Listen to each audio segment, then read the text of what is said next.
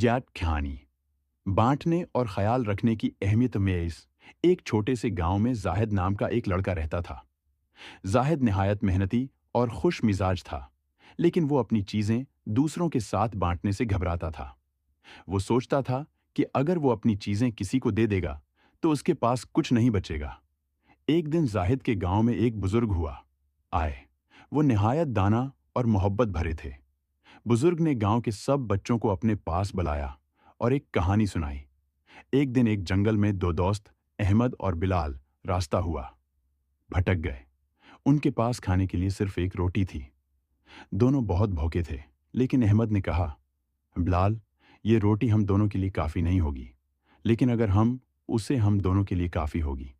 بانٹ لیں تو ہم دونوں تھوڑا تھوڑا کھا کر زندہ رہ سکتے ہیں۔ بلال مان گیا اور دونوں نے روٹی آدھی آدھی کر لی۔ اگلی صبح جنگل سے گزرتے شکاریوں نے انہیں بچا لیا۔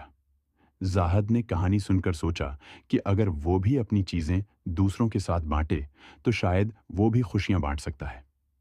ایک دن اس کے دوست علی کے پاس کھانے کے لیے کچھ نہیں تھا۔ زاہد نے اپنی روٹی علی کے ساتھ بانٹ دی۔ علی نہایت خوش ہوا اور زاہد کو دعائیں دیں۔ زاہد کو پہلی بار احساس ہوا کہ دوسروں کا خیال رکھنے سے دل کو سکون اور خوشی ملتی ہے۔ اس دن کے بعد زاہد نے اپنی عادت بدل لی اور ہمیشہ اپنے دوستوں اور گاؤں والوں کے ساتھ اپنی چیزیں بانٹنے لگا۔ گاؤں کے لوگ بھی زاہد کی تعریف کرنے لگے اور سب نے مل جل کر رہنا سیکھ لیا۔ سبق: بانٹنے اور دوسروں کا خیال رکھنے سے نہ صرف دوسروں کو خوشی ملتی ہے، بلکہ یہ ہمارے دل کو بھی سکون بخشتا ہے۔